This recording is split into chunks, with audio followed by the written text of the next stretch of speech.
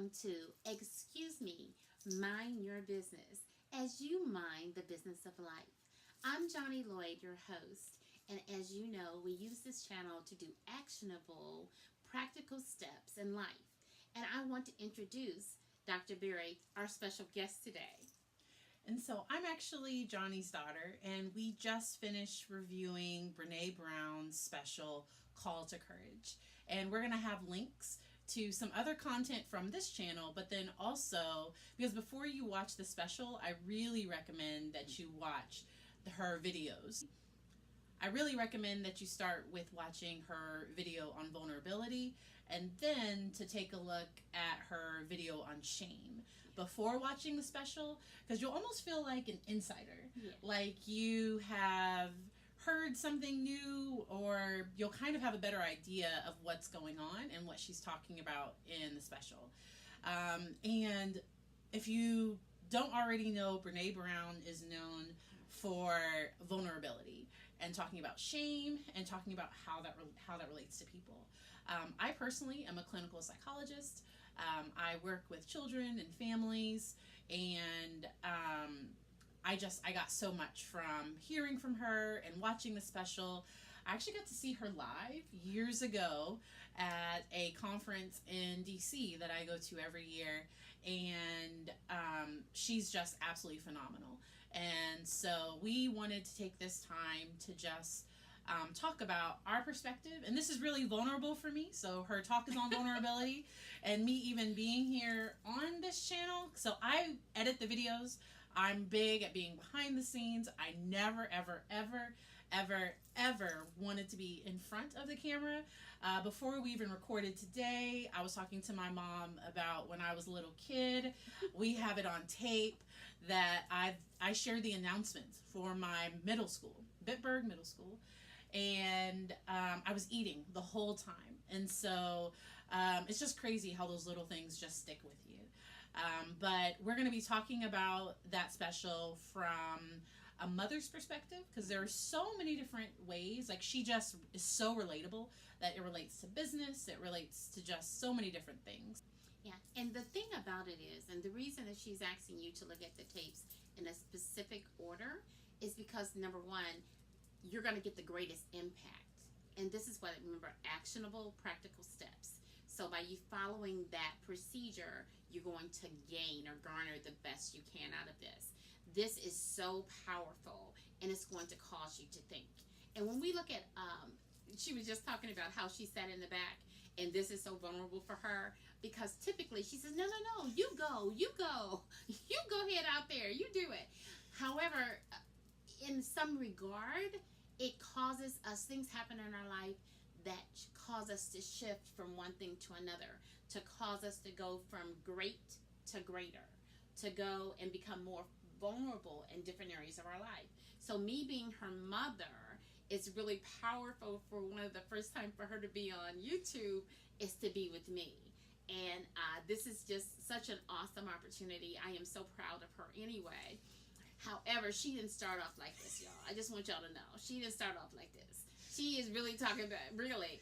And so that's what I want to encourage y'all too, is that regardless of where you start or your children start, give them the room to make and survive and thrive in their lane. And just based, and also, so we're not going to give any spoilers Right. for the special. If you haven't watched the special, you can finish this video and we won't give away any of the key things, because really this was about us being vulnerable in this Yes. moment and talking about how vulnerability relates to motherhood. And as a mom, I have a 1.5-year-old son. He's absolutely adorable. And it was a huge step for me to put him in daycare.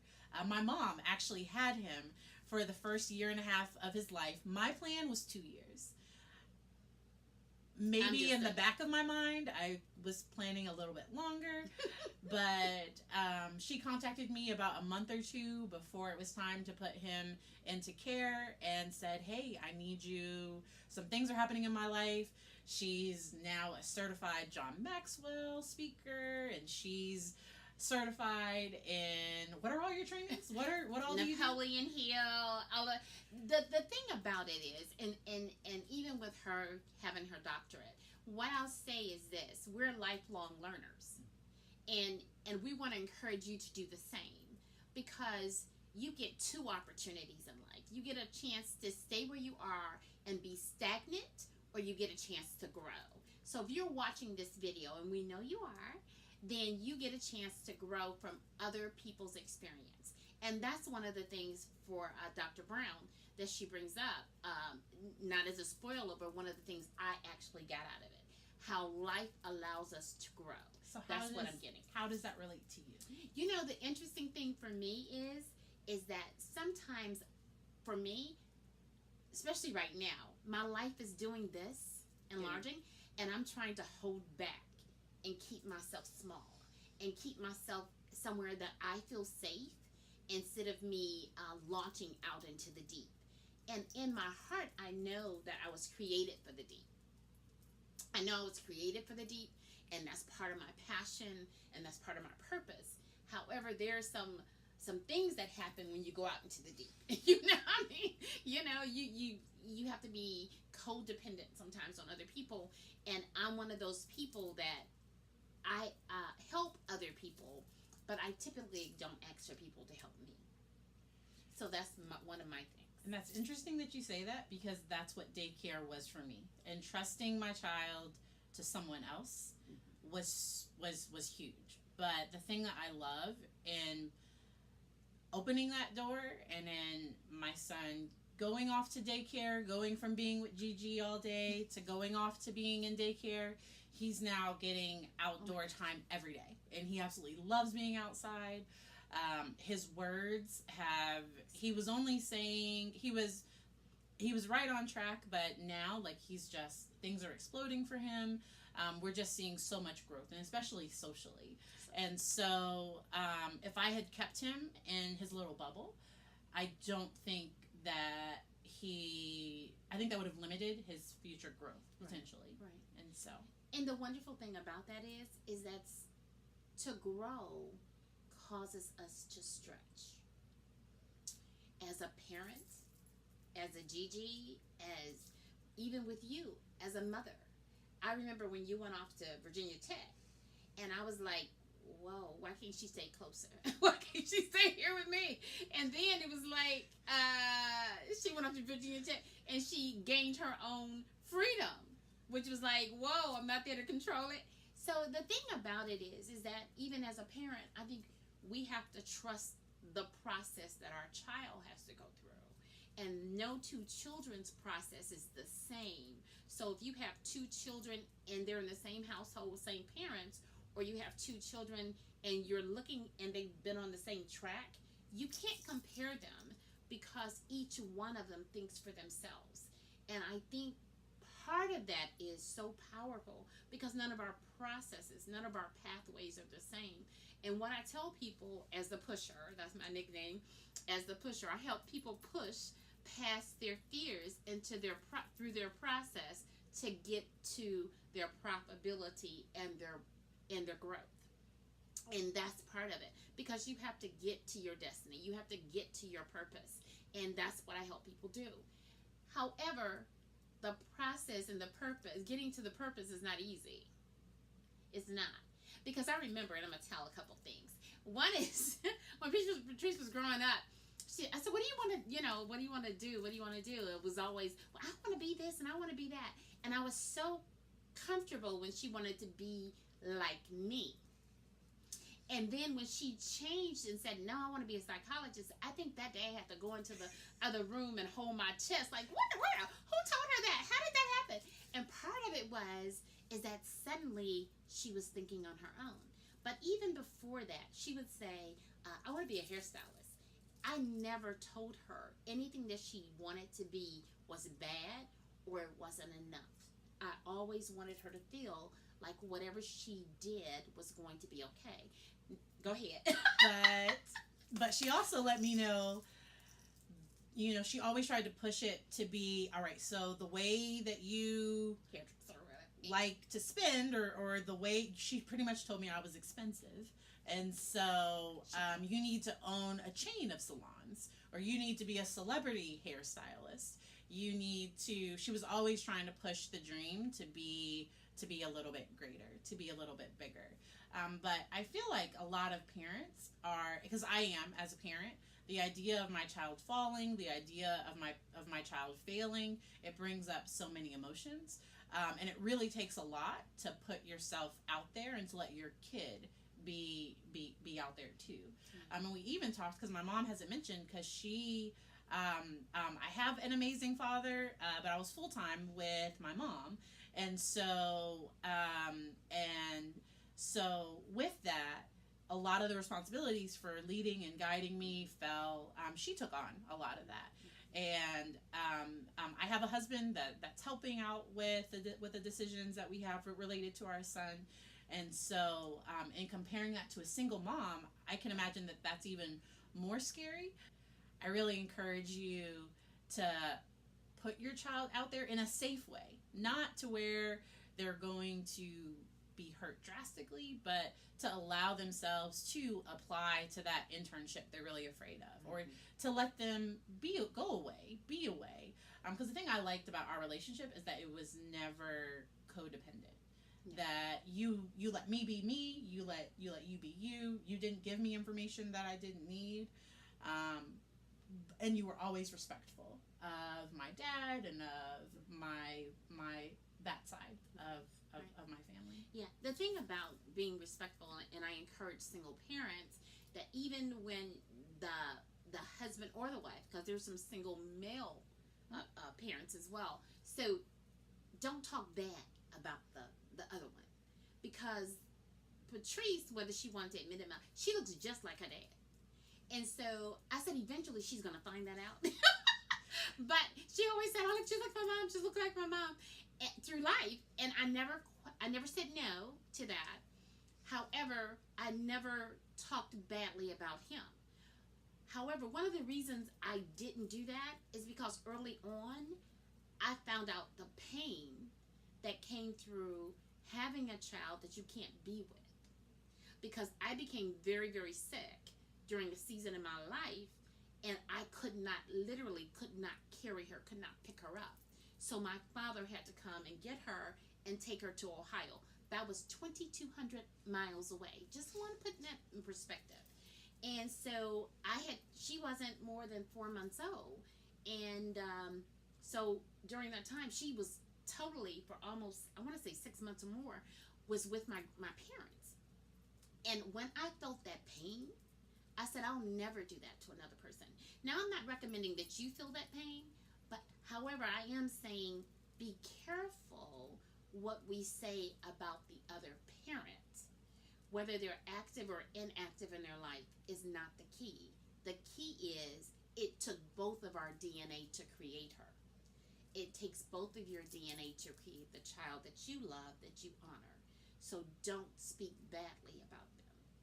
Be careful about that, because that subconsciously will hurt the child. Now, she can talk more to that. I act like I'm a psychologist, but I am not. That is not where any of my degrees are at.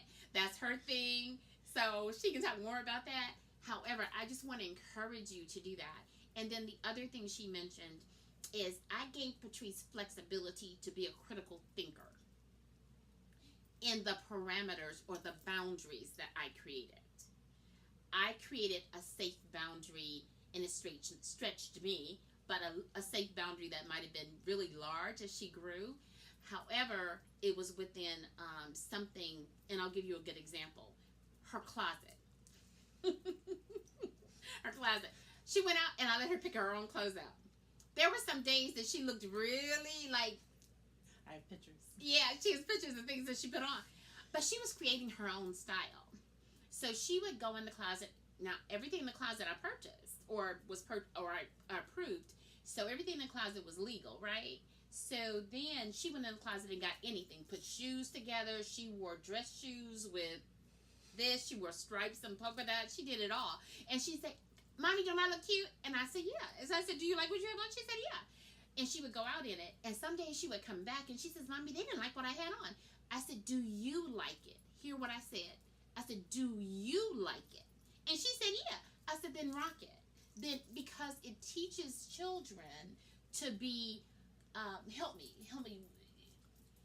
I want to say comfortable, or think for themselves, or Really? self-confident. Really, I think it helps them develop their own sense of self, because a big part of, especially middle school is the worst. Oh, yeah. Because that's when you are trying to kind of, you're comparing yourself a lot. There's a lot of brain development that's happening during that time. Hormones are going crazy, and now it's even kind of early elementary school, so 4th, 5th grade. And so I think it's just letting kids find their own voice and helping them know that their voice is important too. Right. So that later, if a friend wants to do something that they really don't want to do, that they can speak up for themselves and not feel like, oh, I have to go along with what everyone else is doing or with what everyone else thinks. It helps them find their own voice. Yeah. And so we're going to try to keep this short, because we could talk all day, every day. The special was amazing. And I'm just thankful. Thank you for giving me this space to be a little vulnerable, to put myself out there on the internet, and I'll get to edit it later. But we're both in the frame, so she can't edit herself out. I don't think that she has a capacity to edit herself out. But this is what I would like to encourage you to do. I would like to encourage you, first of all, to go out and review all the things that we're going to put beneath. I want you to subscribe to the channel, because there's a lot more that's coming from us together, as well as us separately. We're going to talk a little bit in the future about, a lot of parents say, I don't want to be my child's friend. And I think we should take a little time and discuss what that means, and what are the benefits and some of the pitfalls of trying to be a friend to your child. Whole other video. And then the other thing, of course, is I specialize in money and wealth building. So we're going to do some things with that, because there's a lot to it. But going back to the video, this is what I got out of it. One of the most powerful things for me, powerful takeaways for me personally, was to be authentic. That I'm enough. Now, that's a process. It's not a destination.